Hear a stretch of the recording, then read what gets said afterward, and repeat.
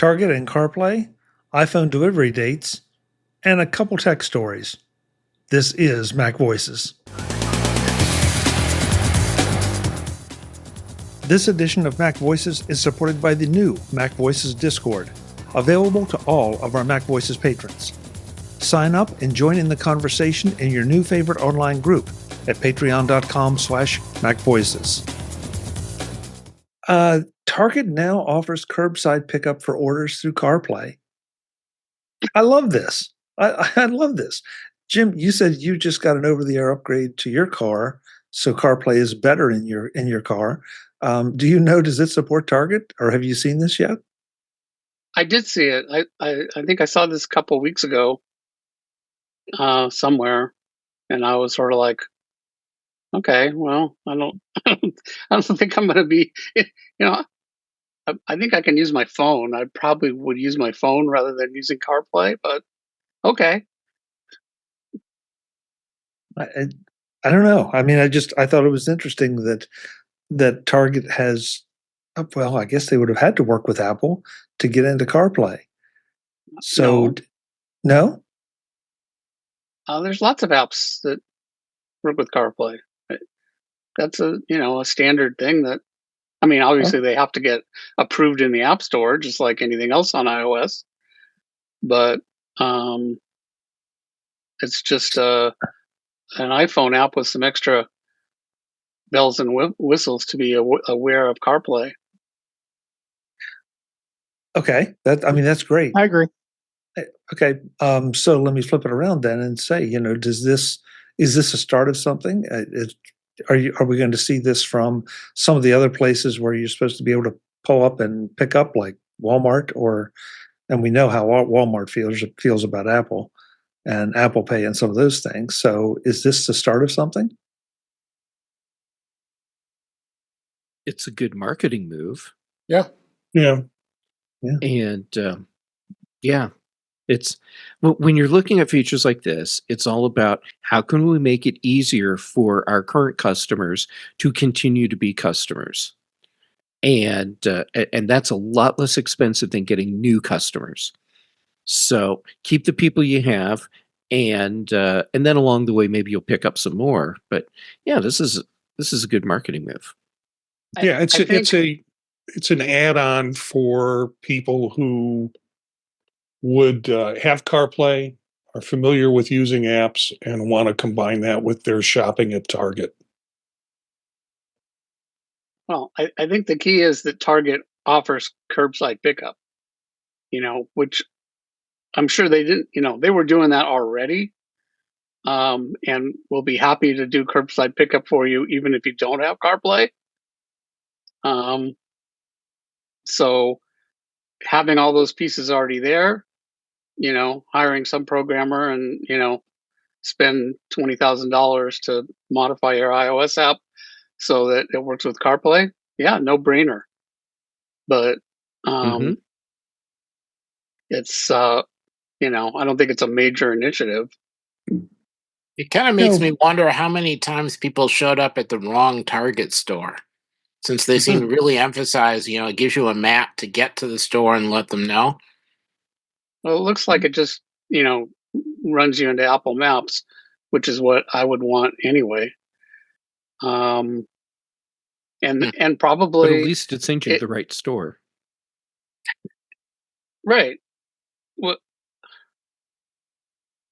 but I was just looking at it. I mean, I think you go into your phone. I don't think you can't browse, your items from CarPlay. You have to have made the order with your iPhone. So, maybe you're in your house, you go through, you make an order, and then when you get in the car, you can bring up the CarPlay app, and it'll navigate, and then when you get there, you press the button and say, "I'm here." I think it's clever. It's a great idea. Like I said, they already had all the pieces. And so for people that have CarPlay, which is a lot of people, that and there aren't that many apps on CarPlay, so if somebody goes and does this, they're probably, I could see somebody like, yeah, this is another reason for me to shop at Target. Two of our panel members who couldn't be with us here, Ben Rathig, of course, he said he used this last week to get milk. It was great. Brittany Smith, who hasn't been able to join us for a while, but she's in the chat room tonight, and her observation was our, meaning her, Walmart and Target are blocks apart. That would make the difference for some people. And so, of course, I can't help but say, too bad, General Motors. And Tesla and Rivian. Yeah. Web? Yeah, I was just going to add,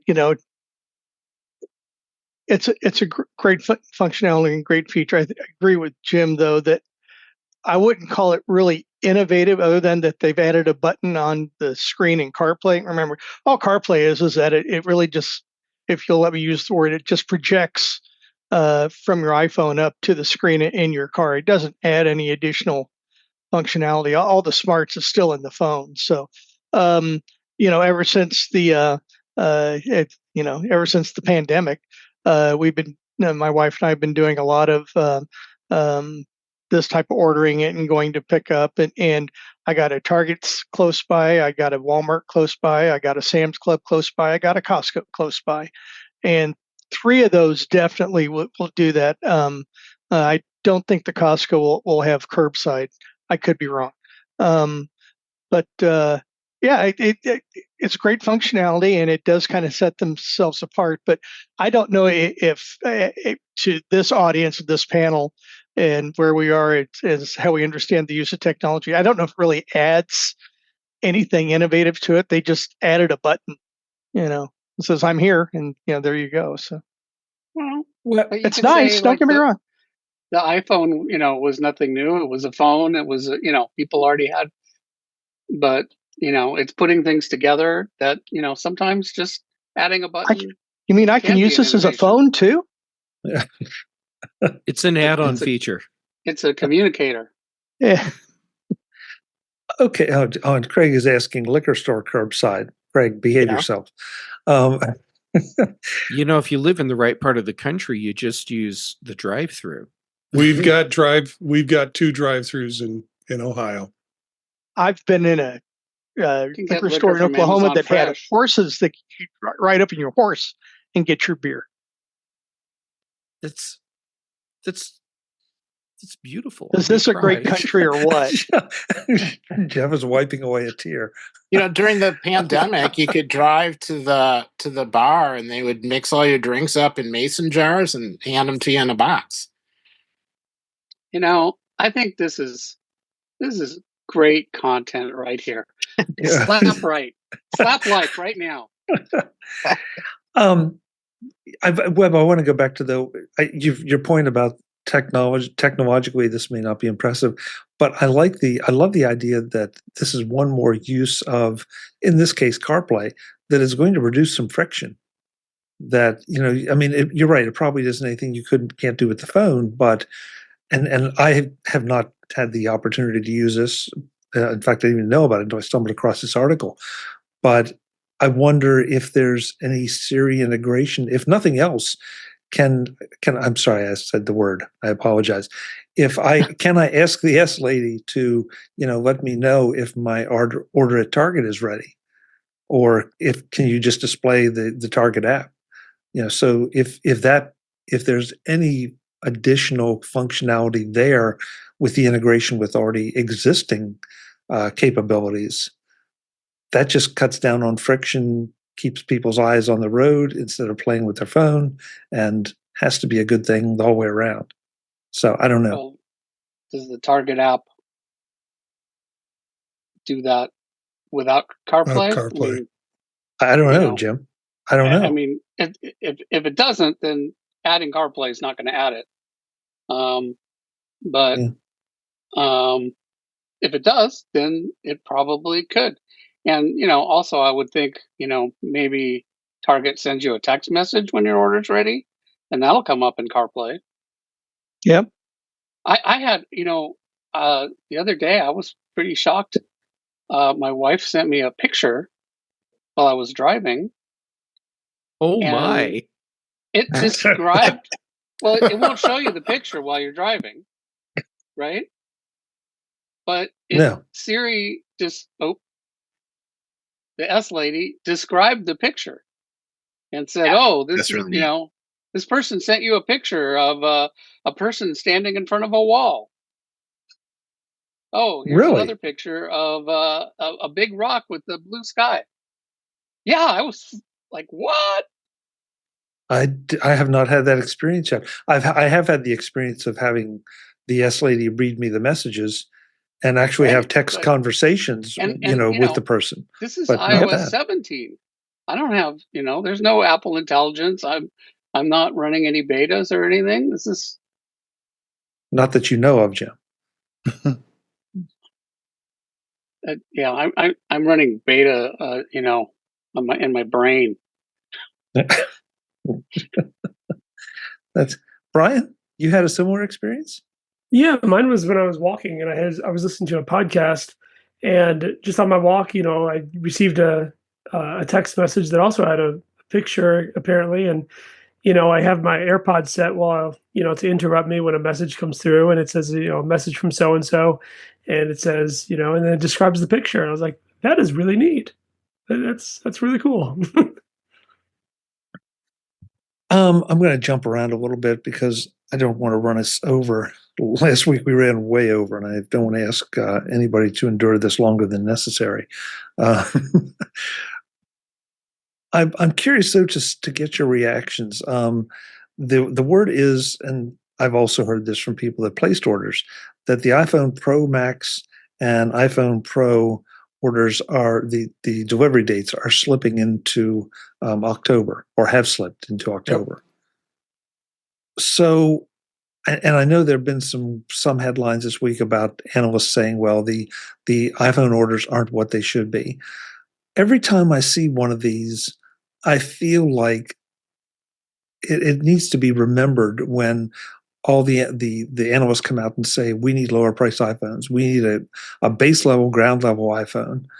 And I don't know if this is just a case of Apple not making them or not being able to make a sufficient number of top end ones.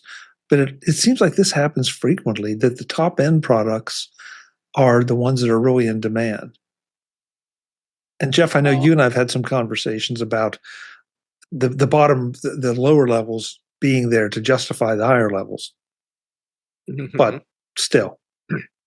Whenever I see, one of these analysts, there was some stuff like, analysts say the first 3 days of iPhone sales were higher or lower than expected or whatever. And I'm always like, how would they know?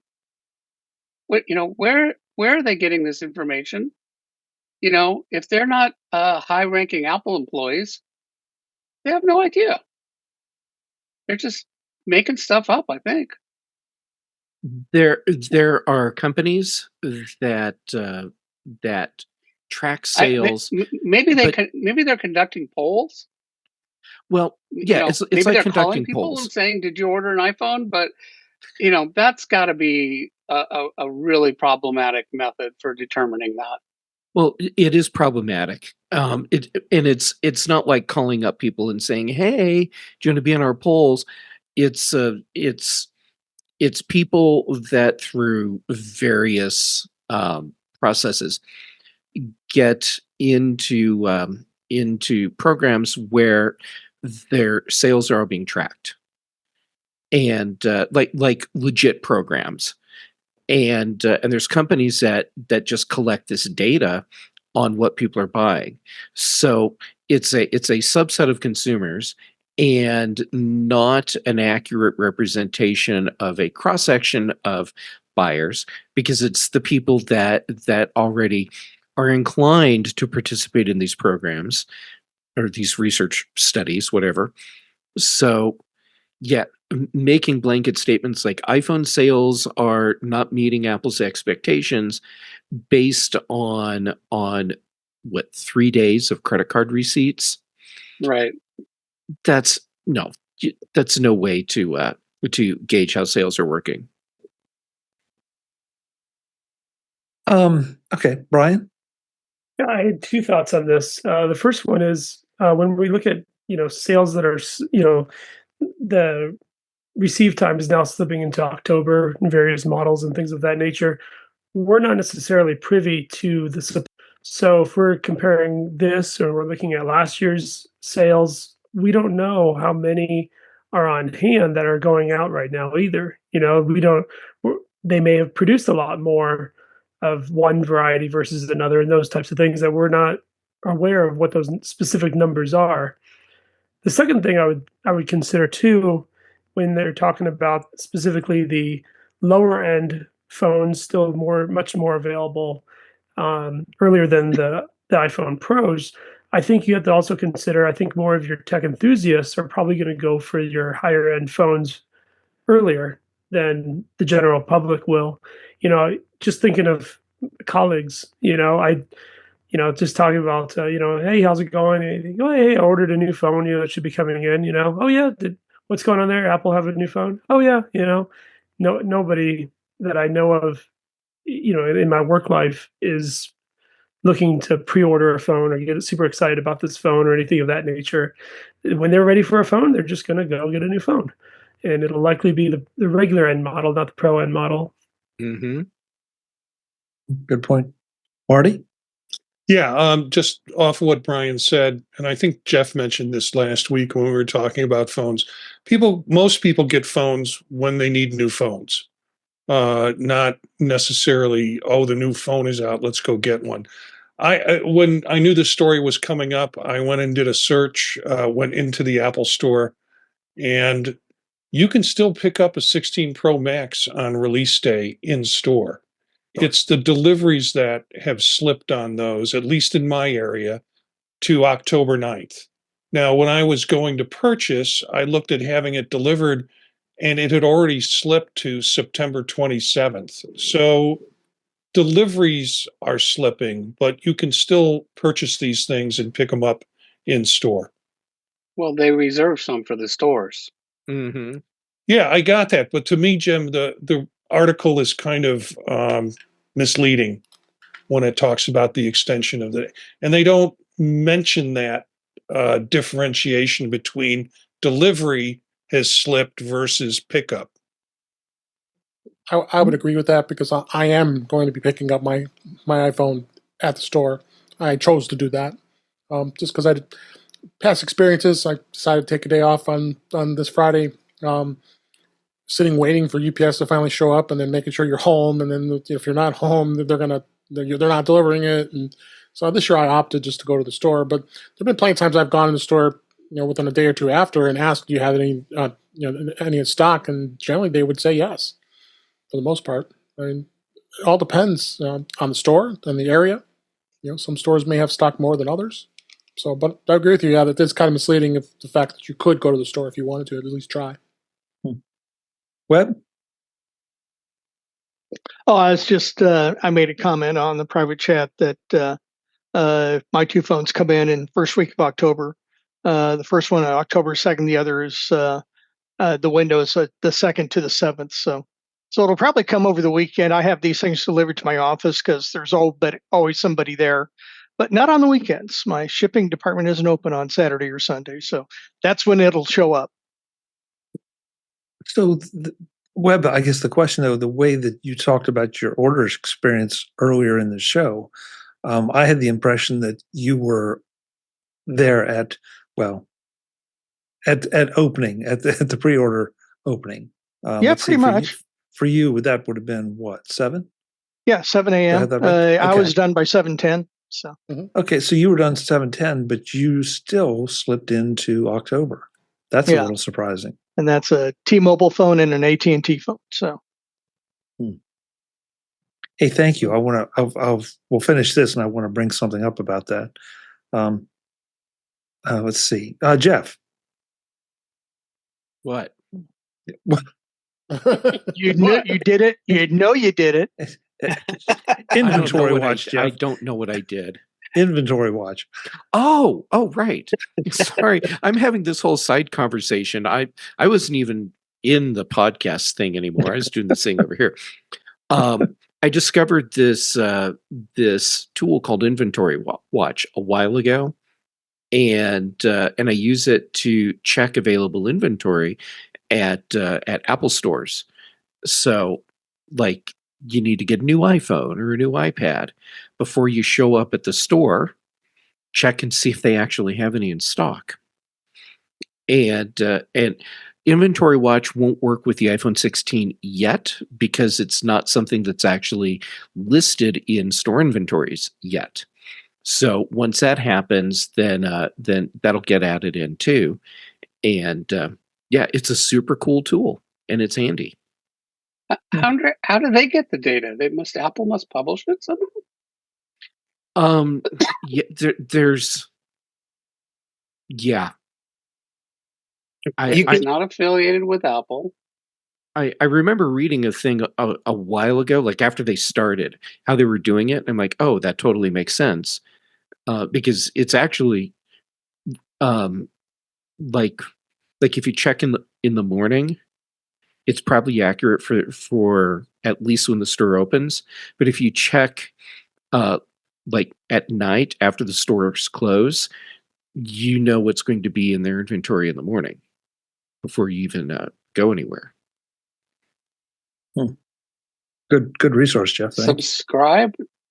Do they charge for this? Oh, they do. I have never had to pay for anything. It's always just worked. Pricing. Oh, they have free, better, They and got best. yeah. Oh, yeah. See, I only search one thing at a time, so no wonder free has always worked for me. Mm-hmm. So we can get out of here on time. I wanted to share two things. I wanted to share. I forgot the first thing. Oh, I'm thinking about making a change or supplementing my phone, and that's kind of a complex explanation. But bottom line is, I needed to know whether the phone I get and the AT&T phone I buy from Apple is unlocked or locked. And there's a lot of conflicting information out there. I've gotten conflicting information from AT&T itself when I call them. So I called Apple, and they said absolutely unconditionally, my AT&T phone will be unlocked.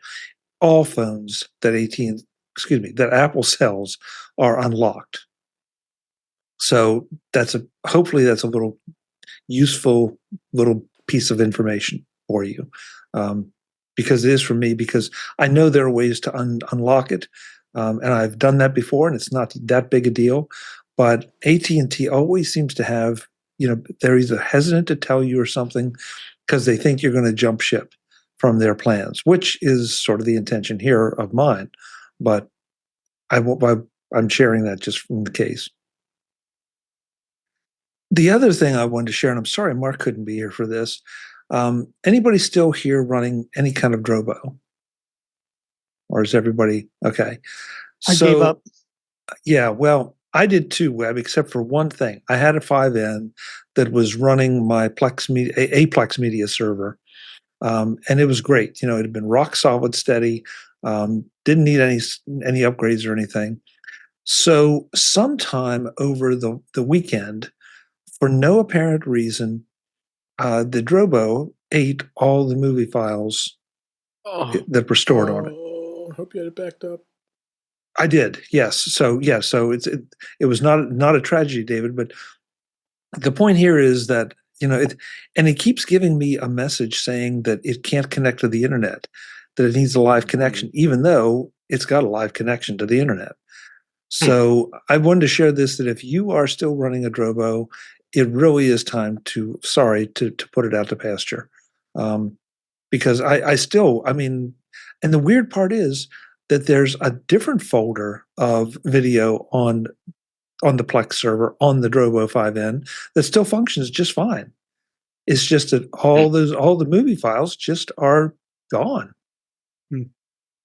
So, and I did a little Google searching and found, a couple other people that had similar problems where the things were not backed up, unfortunately. So sorry about that, but just be warned that it's time to maybe move to either an OWC product or a Synology product, depending on exactly what your needs are. So I didn't get caught, but it came close. Mm-hmm. We still had a number of things we were going to get to tonight, but we're not going to run overtime tonight. We're going to give everybody a break. So I'm going to go around the room. You can let folks know where they can find you, and then we'll get out of here. I'm going to flip it around and let Webb start us off because he's got the most exciting background. He's jousting with Eric, but I think his is the more eye-catching at the moment. Webb, thank you for being here. Where can folks connect with you? You can find me over with Mark over on X. So just Web Bixby over at X. Great. Thank you, Webb. Thank you. Jeff Gamet, where can folks find you when you're not here misbehaving?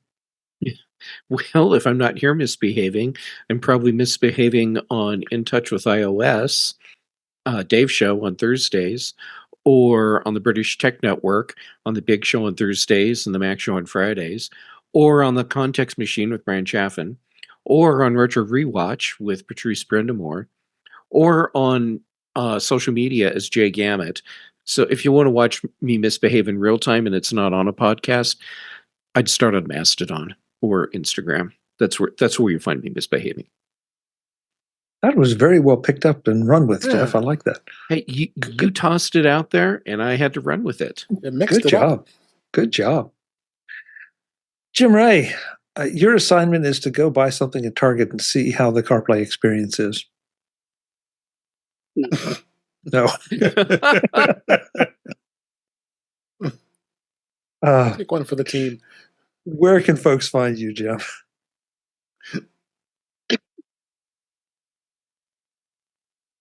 Here, this is it.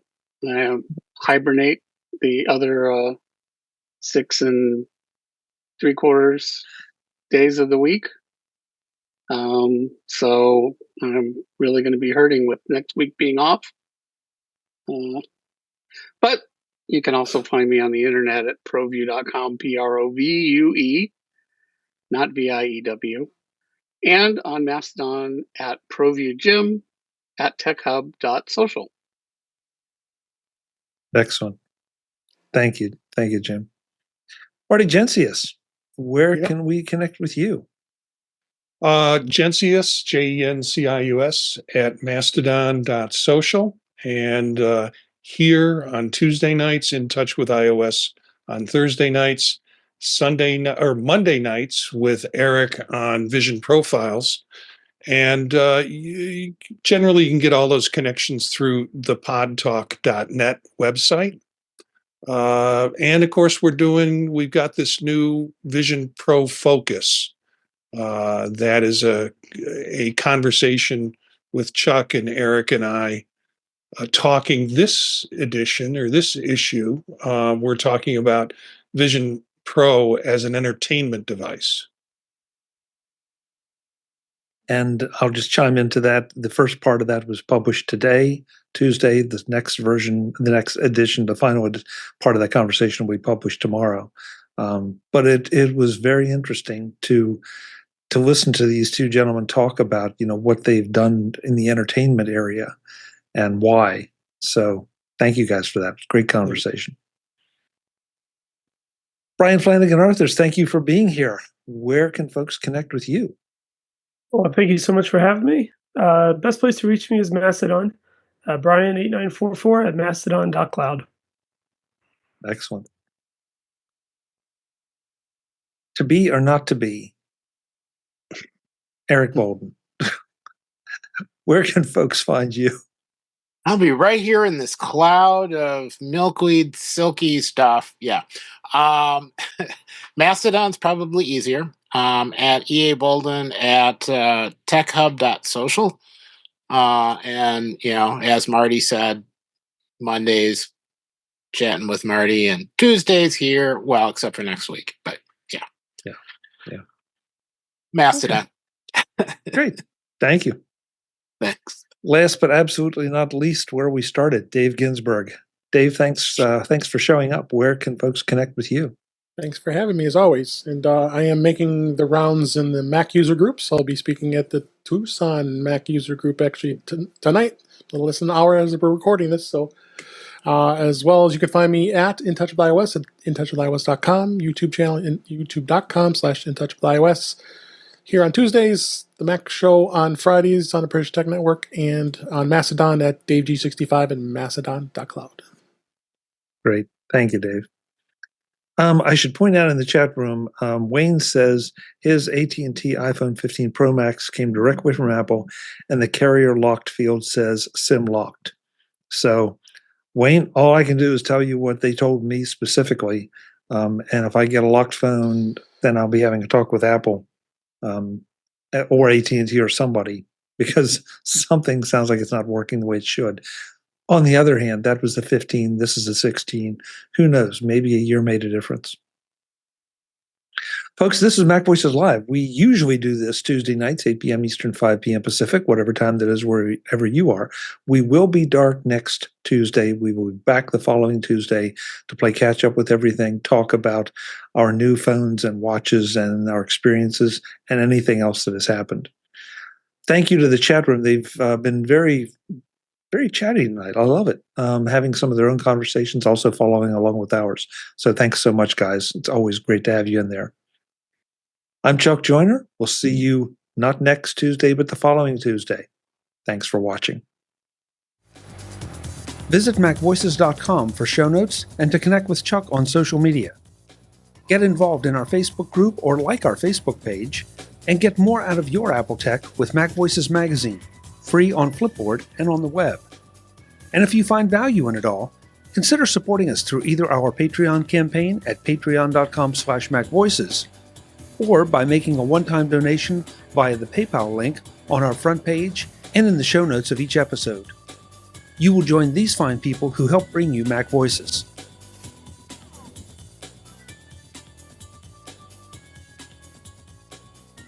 Advertising handled by Backbeat Media at backbeatmedia.com. Bandwidth provided by CacheFly at cachefly.com.